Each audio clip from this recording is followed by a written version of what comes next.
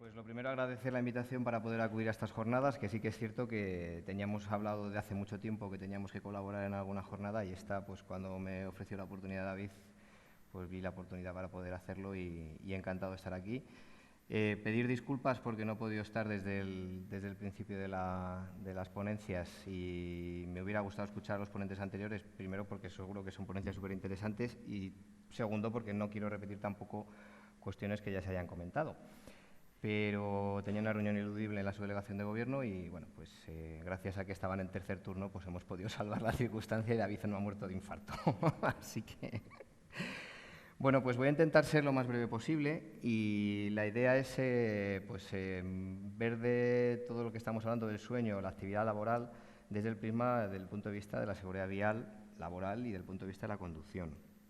Y las pautas, pues bueno, son bastante sencillas y la presentación bastante simple. La idea es eso, hacer primero una aproximación, que es la parte más aburrida, de ver cómo hemos encardinado las estrategias de prevención con respecto a la somnolencia desde la estrategia de seguridad vial. Hablaremos de datos estadísticos que tenemos en DGT al respecto del sueño y la conducción y qué estrategias podemos tener pues para evitar este problema. Y por último, me gustaría pues que esto no sea una conferencia en la que yo digo lo que yo digo es palabra del Señor y aquí lo que se dice es verdad y no se cuestiona. Tenemos dudas dentro del organismo de cómo abordar esto y cómo puede ser esta circunstancia en el futuro con las características que tenemos ahora mismo de la actividad de la conducción, cómo se realiza en el país y de las circunstancias que tenemos pues, en la sociedad que vivimos, básicamente. Pues sin más dilación, no sé si saben que tenemos una estrategia de seguridad vial en 2030. Nosotros, el organismo, no trabaja con una iniciativa propia de que nos juntamos allí un día, vemos los accidentes y decimos, bueno, pues vamos a tirar por aquí, vamos a tirar por otro lado.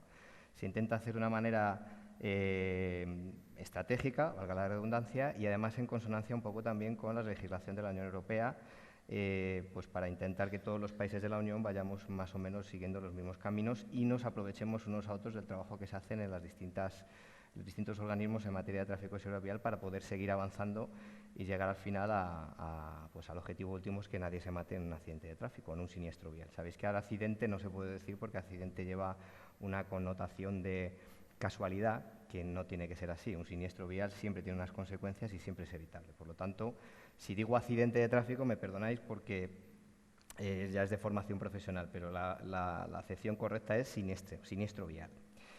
Pues bien, dentro de esa estrategia de seguridad vial, también tengo que decir que la estrategia está a disposición en la página web, pero es un tocho de 350 páginas bastante infumable, también lo digo, pero bueno, es el marco legal en el cual nos movemos y en el cual nos vamos a basar las políticas de seguridad vial en los próximos años hasta el año 2030. El objetivo básico es reducir los fallecidos en un 50% para el año 2030 y que no haya fallecidos en siniestros de tráfico en toda la Unión Europea para el año 2050. El objetivo es ambicioso, pero es factible. Lo que ocurre que últimamente pues, estamos teniendo determinadas circunstancias que estamos viendo que nos...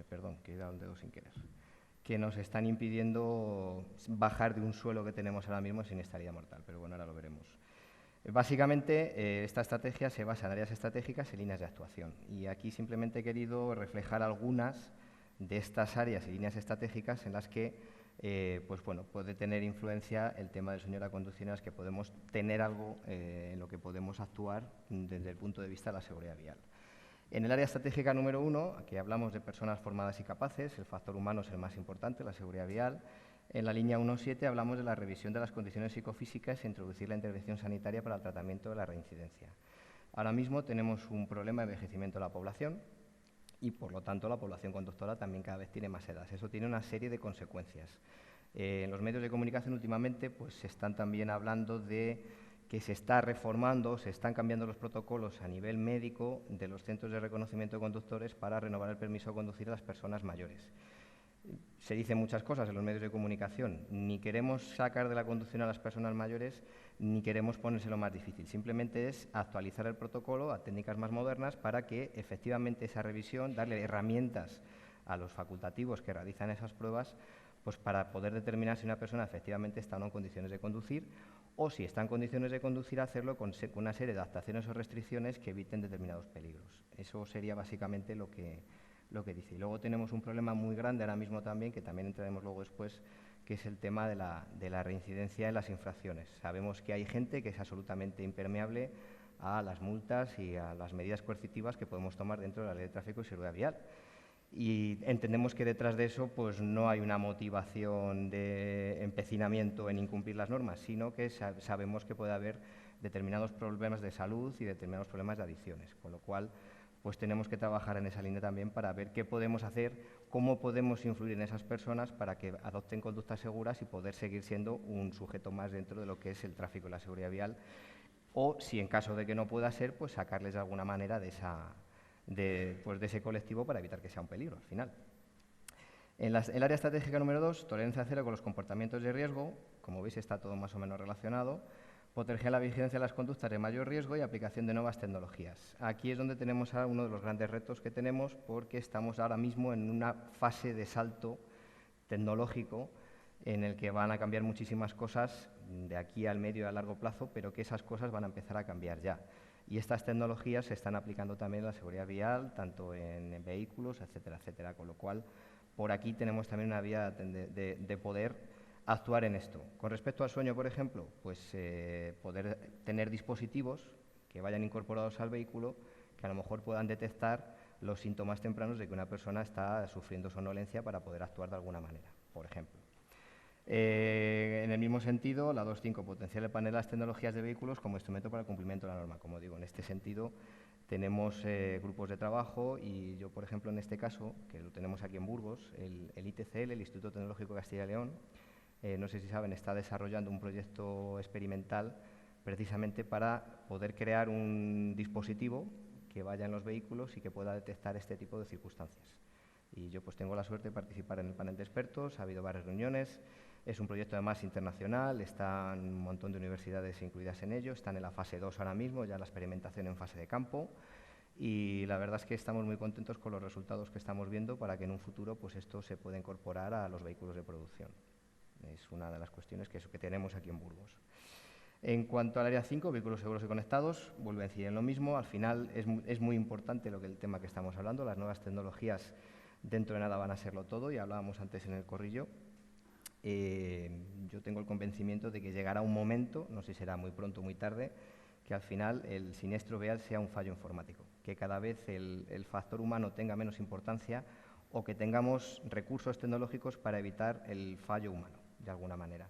Y cuando eso sea así, pues lo primero va a ser que cuantitativamente los siniestros serán reducidos a la mínima expresión, y eso cambiará muchísimos paradigmas que tendrán efectos sociales y económicos que, bueno, pues se abre ahí un debate amplísimo, y yo digo que esto tengo el convencimiento de que va a ser más pronto que tarde, así que tenemos que estar pendientes. 5.4 la tengo subrayada porque es la que ya engarza directamente con el tema de la somnolencia, minimizar las distracciones o integrar de manera segura las nuevas tecnologías de los vehículos. Como veis, ya digo, se basa todo más o menos en lo mismo. Poder tener una herramienta tecnológica para que el fallo humano al final venga a ser la mínima expresión y poder tener una seguridad vial, un tráfico más seguro. Y por último, en la parte 8ª, muy relacionado también con el tema de la administración y la seguridad laboral, administraciones, empresas y organizaciones seguras. Hay que promover los planes de seguridad segura y sostenible en las administraciones públicas y empresas. Como obviamente todos sabemos, la circulación no solamente somos ciudadanos particulares que nos desplazamos por un motivo de ocio o cualquier otro motivo. Hay muchísima gente que se desplaza por motivo de su trabajo. Y ahí es donde entra el papel de las empresas como dinamizadores, sobre todo las empresas grandes, que son las que más recursos tienen, pero también hablamos de pymes, que tienen que intentar de alguna manera implementar procedimientos de trabajo que sean seguros, no solamente en lo que es la actividad pura y dura de la empresa, como se ha estado hablando antes, pues que por ejemplo en la actividad de la empresa se manejan herramientas pesadas u otro tipo de vehículos, pero que muchos ciudadanos se desplazan tanto para ir y para volver del trabajo como dentro de su propio trabajo como parte de su propio cometido. Entonces ahí también tenemos una vía importante en la que explorar, que ya se ha hecho mucho, y pues eso, la oficina de trabajo sabe un montón de temas de planes de movilidad, se ha integrado la seguridad vial como una parte importante dentro de lo que es la seguridad de la prevención de riesgos laborales, y bueno, pues como digo, tenemos que seguir avanzando en ese sentido.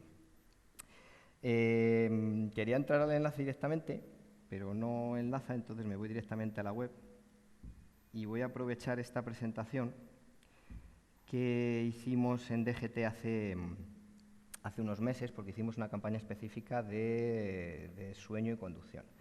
Y creamos esta microweb en la cual se expresan rápidamente cuáles son los datos fundamentales que manejamos y una serie de estrategias para evitar precisamente el poder quedarnos dormidos al volante. El lema de la campaña, como veis, es bastante directo y se coge bastante al vuelo, y es que es cierto, el sueño al volante mata. Y tenemos que ser conscientes de que hay determinadas circunstancias que tenemos que poner medidas previas antes de que suceda lo que luego pensamos que es inevitable y no lo es. En cuanto a datos estadísticos, estudios que manejamos, 1.214 víctimas mortales en el año 2022, el 14% había consumido psicofármacos. Tenemos un gran problema ahora mismo de ingesta, de consumo generalizado de sustancias legales o ilegales que afectan a la conducción, y no tenemos claro que seamos como sociedad conscientes de hasta qué punto llega eso, y sobre todo después de la pandemia. Veo que aquí hay mucha bata blanca, entiendo que son facultativos, y creo que de esto saben bastante más que yo y de lo que está pasando con la ingesta de determinados medicamentos que pueden afectar a la conducción al sueño. Luego entraremos en ello con más detalle. Estudios que manejamos, que realizan universidades, otro tipo de entes, y que, que sabemos que es cierto y que no está de más también que salgan a relucir. Conducir con falta de sueño bajo los efectos del alcohol multiplica por 4 la probabilidad de sufrir un siniestro de tráfico, pero por 30 cuando concurren ambos factores. Igual que al realizar cualquier actividad que requiere una cierta atención, cuando tenemos estas circunstancias, obviamente el peligro de fallar, que al final es eso, se multiplica exponencialmente, como podéis ver en estas cifras. El 30% de la población española sufre algún trastorno del sueño. Antes hemos estado hablando del sueño en general. Si el 30% sufre algún trastorno del sueño y esa población conduce, ahí estamos viendo cuál es el riesgo potencial que tenemos de sufrir un accidente por quedarnos dormidos. Y que el 45% duerme las 7 horas recomendadas. Como ya se ha comentado antes por Eva, tampoco voy a incidir más, pero tenemos en España un problema de cultura del sueño, a lo mejor, no lo sé. Es un debate que se puede abrir. España lidera el consumo mundial de benzodiazepinas. Me parece un dato también relevante. Vuelvo a decir lo que decíamos antes. Tenemos una incidencia en el consumo de determinadas sustancias, por la circunstancia que sea, no digo que tenga que ser ni que sea propio o no, para evitar otro tipo de problemas. No me quiero meter en ese jardín, pero el hecho cierto es que esto es así. Y por lo tanto esto tiene consecuencias también para que las condiciones psicofísicas no sean las más adecuadas a la hora de ponernos delante de un volante.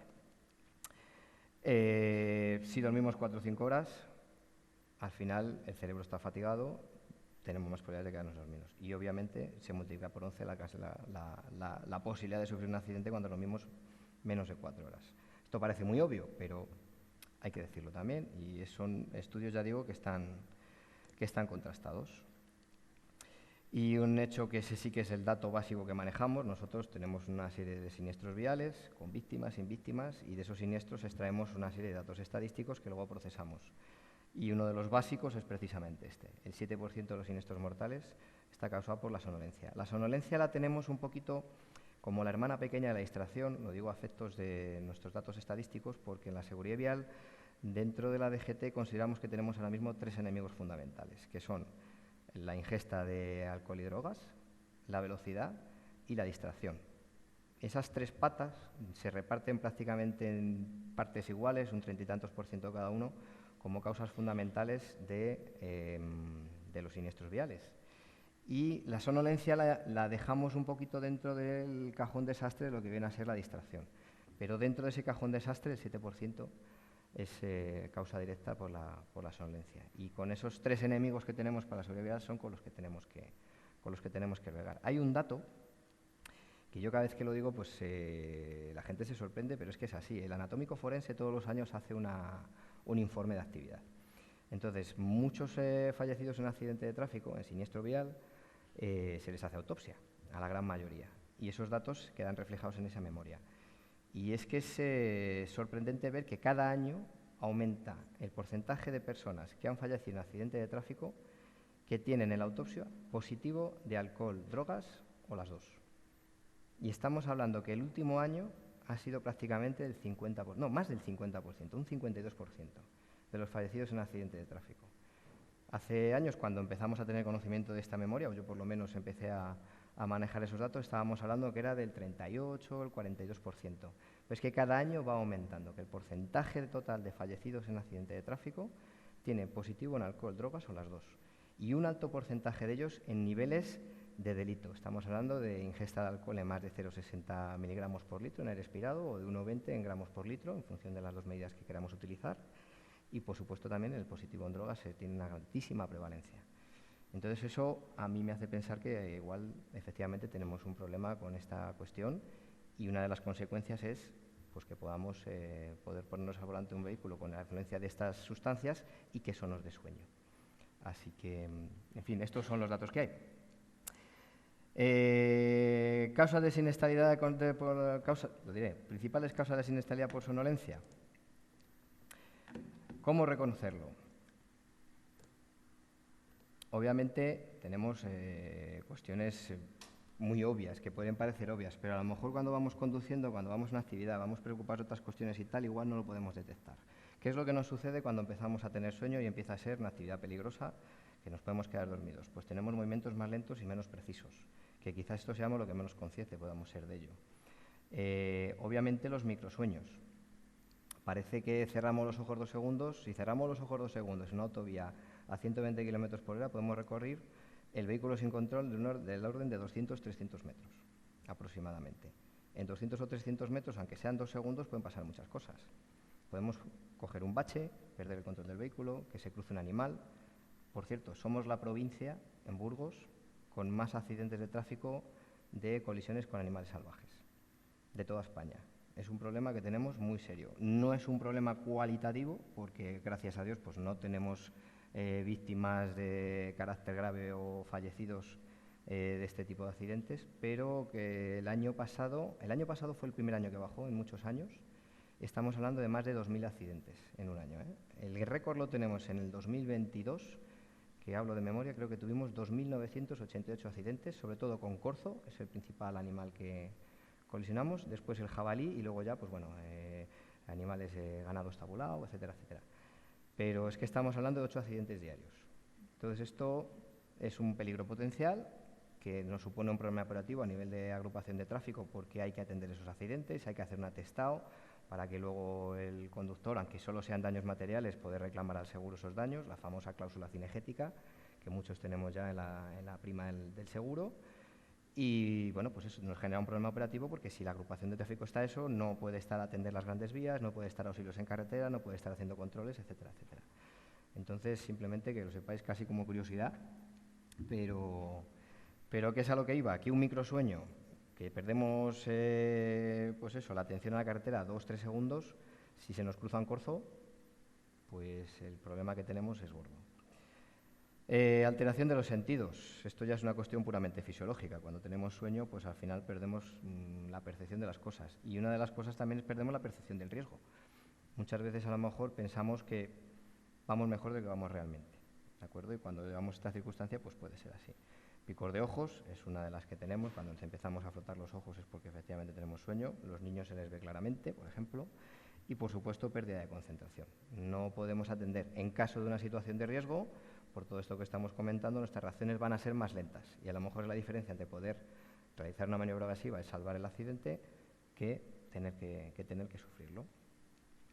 Por otro lado, visión borrosa, obvio también, y parpadeo constante. Al final el ojo,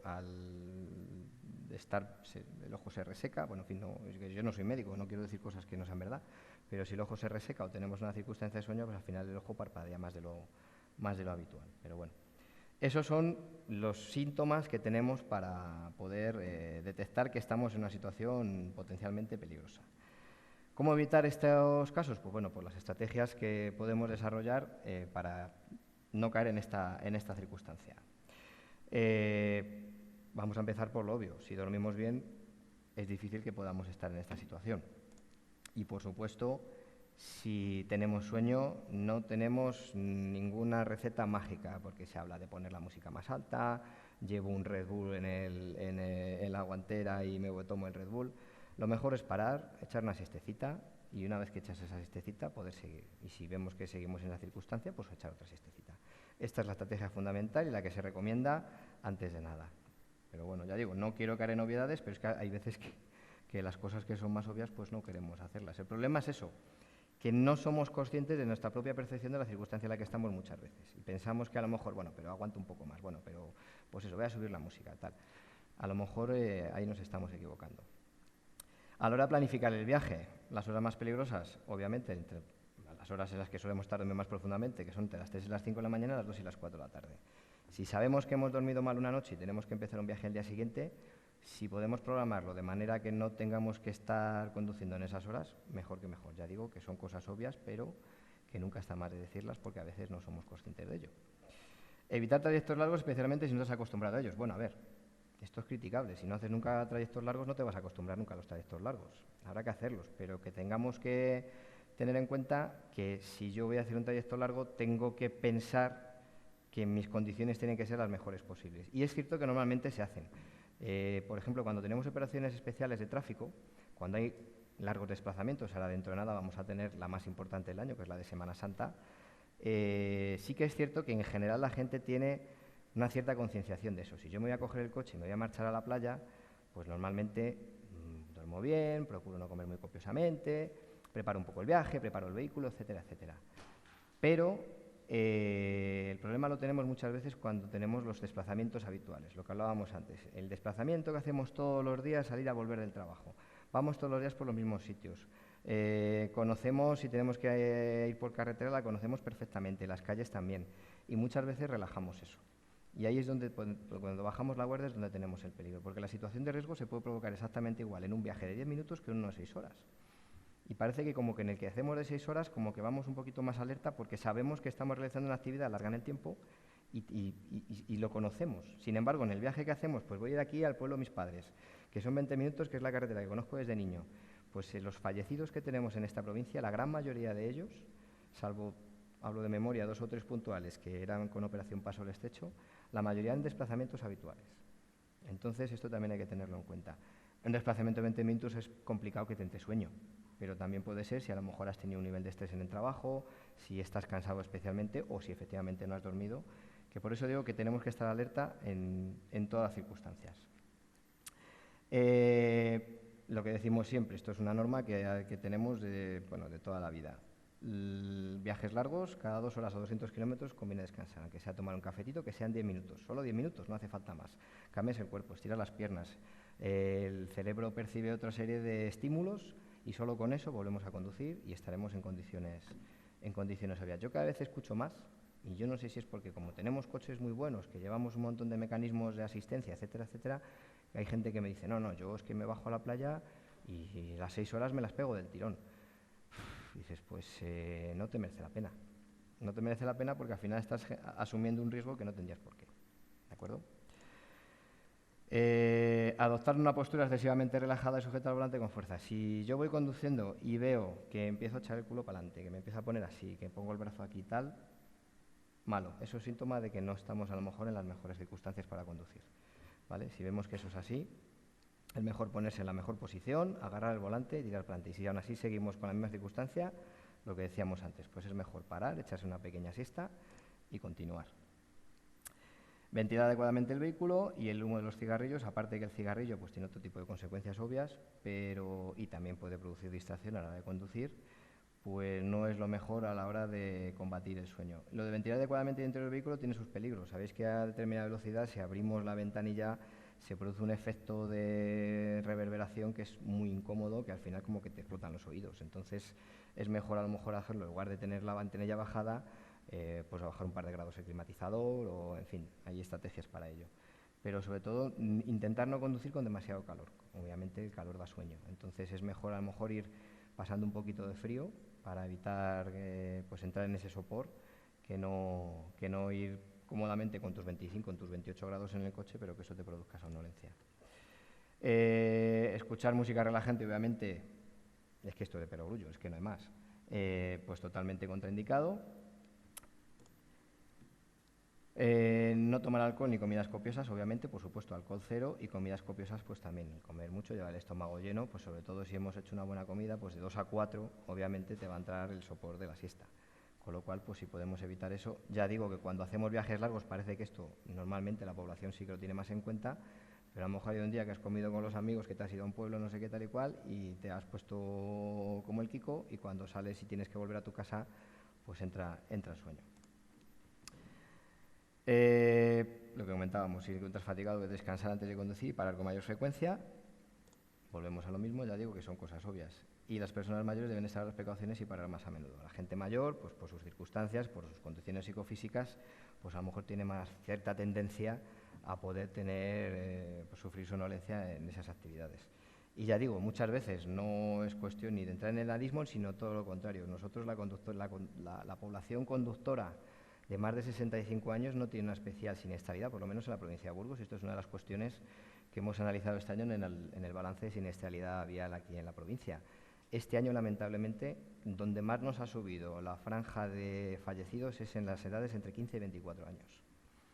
Cosa que ha roto la tendencia, porque cada vez era un sector de población que iba bajando poco a poco los índices de siniestralidad, y estamos viendo que esa tendencia se está revirtiendo y tenemos que ver por qué. Más o menos vamos teniendo claro según qué cosas, pero hay que ver por qué. Y es una tendencia generalizada en el resto de España. Y sin embargo, la población entre 65 o más años pues tiene siniestralidad también.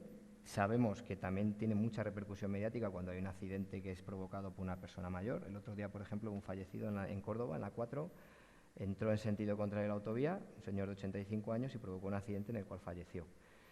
Pues eso ha salido en las noticias. Si esa entrada en sentido contrario la hace una persona de 25 años, a lo mejor tiene menos repercusión mediática, que también sucede, pero quizás estamos un poquito inmediatamente sobreexpuestos a las cosas que pasan con las personas de mayor edad.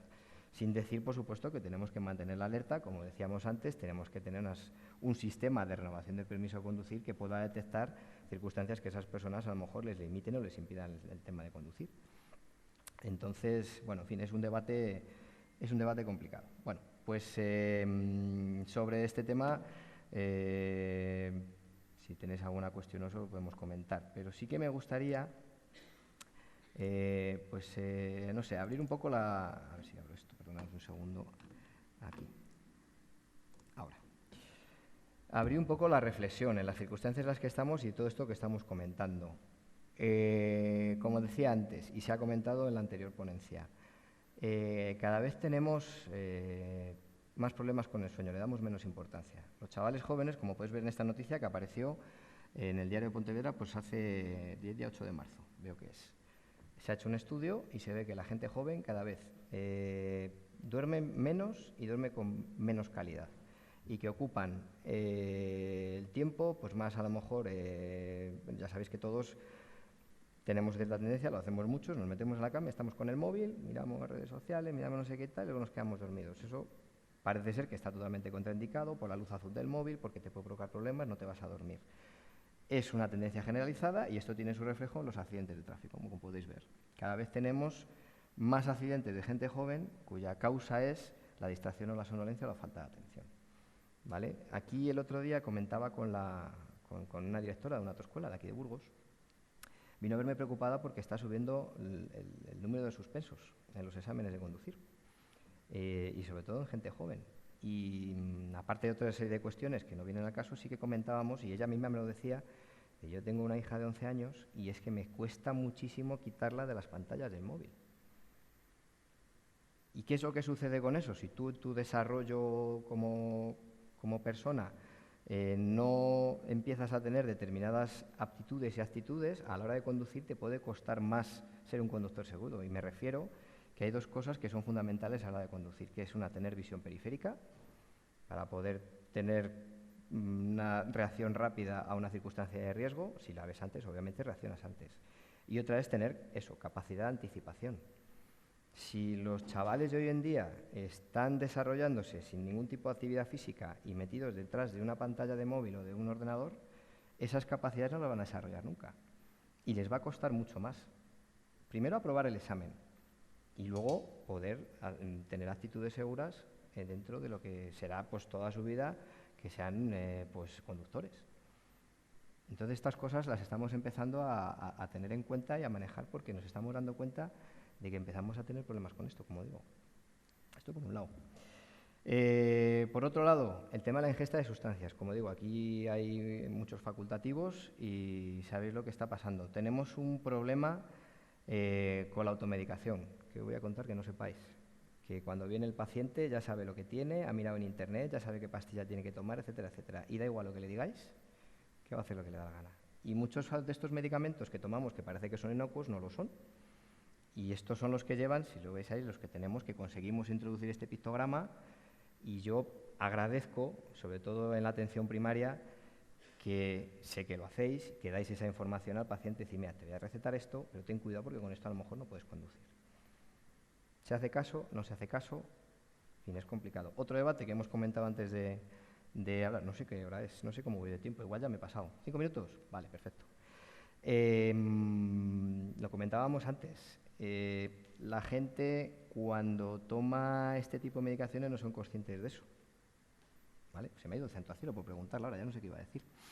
Pero bueno. Sí, ya sé qué iba a decir, de acuerdo.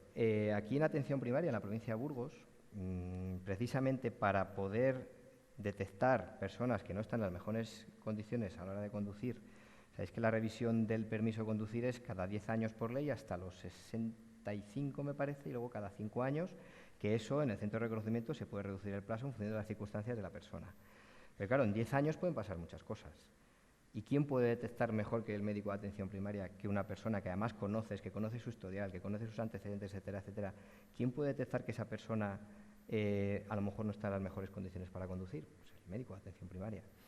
Y aquí, a nivel provincial, con una buenísima intención por parte de los responsables de atención primaria en su momento, pues incluso creamos un pequeño acta de comunicación en el cual, quitando por supuesto datos personales, nada más que los justos, y por supuesto datos clínicos, si un médico detectaba esta circunstancia, nos lo comunicaba a la Dirección General de Tráfico y nosotros instábamos un procedimiento que llamamos de iniciación de pérdida de pérdida de vigencia del permiso de conducir por pérdida de capacidades psicofísicas. Nosotros, evidentemente, no tomamos esa decisión, lo que hacemos es mandarlo a la autoridad sanitaria para que la autoridad sanitaria evalúe a esa persona y efectivamente dictamine si está en condiciones de conducir o no, o de conducir con determinadas restricciones.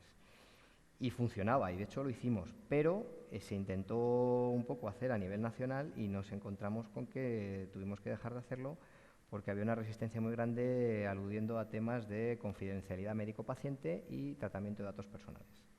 Ya digo, nosotros evidentemente los datos clínicos no los queríamos saber, simplemente a nosotros nos interesa conocer que esa persona puede estar en esa circunstancia para que iniciemos ese procedimiento administrativo, que somos los competentes para hacerlo. Que al final la decisión también es una decisión médica. Por lo tanto, a mí, ya digo, o sea, como organismo, como DGT, no nos interesa saber lo que le pasa a ese señor. A mí me dice un facultativo que ese señor tiene una circunstancia que puede ser peligrosa para conducir y yo doy traslado e inicio el procedimiento que me corresponde por normativa. Pues no lo hemos podido hacer. Creo que es una cosa importante. Pero bueno, en fin, en eso estamos y ya digo. Como decía, pues eso, la sobremedicación, la automedicación, la información al paciente y una circunstancia que es la pospandemia, que la he querido introducir también, porque es cierto que desde la pandemia, y eso se ha publicado y se ha dicho, hay un aumento muy significativo del consumo de determinados medicamentos que precisamente pues, ayudan a bregar con temas de estrés, a bregar con problemas de situaciones de ansiedad, situaciones más de tipo psicológico, etcétera, etcétera. Y esos medicamentos, como digo, son muchos de ellos de los del pictograma. Entonces, pues quizás desde la pandemia este problema se nos ha agravado. Y así lo dicen las estadísticas, porque al final todo esto tiene su reflejo en la siniestralidad. Y es por lo que vemos que algo tenemos que hacer, algo tenemos que plantear, y aquí es donde yo abro el debate, que por dónde podríamos atacarlo. Aparte de lo que son las sustancias legales, pues también hablamos de sustancias ilegales, el problema de las adicciones. También después de la pandemia hemos visto un aumento. El año pasado, hace 2 años, la agrupación de tráfico de la Guardia Civil detectó 200 y pico positivos en drogas, en el análisis del test de drogas, de las drogas que nosotros detectamos, que es un amplio espectro, pero a lo mejor no están todas. Pero bueno, en esas 200 y pico. El año pasado fueron 500 y pico positivos. Es una situación, a mí me parece preocupante. Preocupante. Y aquí se abre otro debate también importante. La tolerancia social que tenemos a determinadas sustancias. El otro día escuchaba en la radio a un catedrático, pues no recuerdo la especialidad, la cuestión era que decía, debía ser psicólogo, psiquiatra, era psiquiatra. Las personas que son consumidores habituales de cannabis, marihuana, este tipo de derivados, en el largo plazo, el 50% desarrollan algún tipo de patología psicopatológica, de esquizofrenias, trastornos bipolares, etcétera, etcétera. Eso es un hecho. O sea, ya no estamos hablando del efecto inmediato de la pérdida de mis capacidades, que pueden provocar sueño, entre otras cosas, cuando yo consumo puntualmente pues un porrito, ¿vale? Es que si ese consumo se hace habitual, está generando una serie de daños cerebrales que en el medio y largo plazo me van a provocar problemas muy serios y, por supuesto, obviamente también van a afectar a la conducción. Y socialmente, yo lo que veo es que, sobre todo entre la población joven, la frase de que es que un porrito no pasa nada, que el porrito me relaja y que es mejor que el tabaco, pues se oye, pero muy habitualmente. Y a lo mejor tenemos que darle un poquito la vuelta a esta situación y que la gente sea consciente de que a lo mejor eso no es así. Además, como también se sabe que el cannabis se utiliza como medicamento, pero con una prescripción adecuada por un profesional y con una pauta como debe ser, pues parece que como se puede utilizar como medicamento, pues que ya también lo otro vale. Y a lo mejor, pues como digo, tenemos que darle una vuelta. Voy. Y por último, de lo que hablábamos antes, y vuelvo un poquito al principio, estamos al borde de una revolución tecnológica. Las nuevas tecnologías, la inteligencia artificial, nos está llevando a un paradigma nuevo de lo que va a ser el tráfico y la seguridad vial.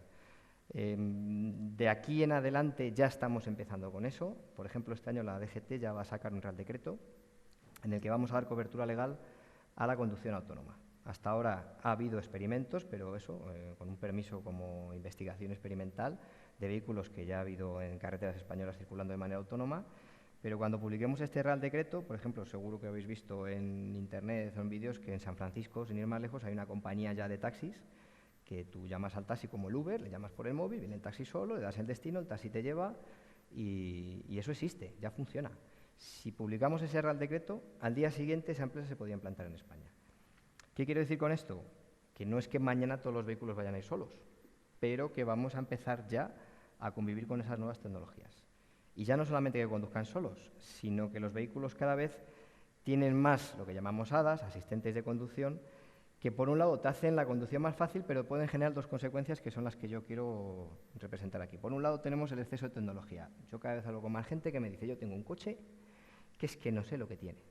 Tiene un libro de instrucciones así de gordo, o ya ni siquiera, pues ya no llevan el manual, te lo dejan que te lo descargues de internet, y tiene tantos dispositivos, tantas configuraciones, tantas historias que al final llega un momento que no sé ni lo que llevo. Y vas conduciendo y ahora me pita, y ahora me vibra, y ahora no sé qué. Eso puede generar una cierta sobreestimulación que alargada en el tiempo al final provoca fatiga, y si tienes fatiga provoca sueño. ¿Vale? Eso por un lado. Es cierto que las marcas ya están tomando cartas en el asunto y, por ejemplo, si os dais cuenta, los coches cada vez tienen menos botones. Son más intuitivos. Pero por otro lado también hay otra tendencia científica que dice que no es bueno que no haya botones. Entonces estamos ahí en ese debate. Y por otro lado, si tú eres capaz de controlar o de aprender un poco cómo funciona tu coche, llega un momento que el coche hace casi todo por ti. Y si hace casi todo por ti y tienes una actividad menos demandante, eso genera una habitualidad que al final genera cansancio y sueño. Entonces tenemos que ver cómo esta evolución tecnológica va avanzando para evitar precisamente este tipo de problemas.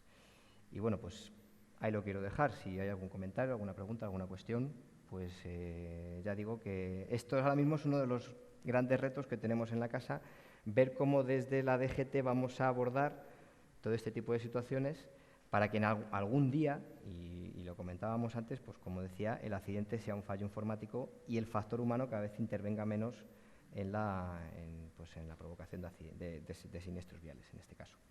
Y nada, pues por mi parte, pues muchísimas gracias.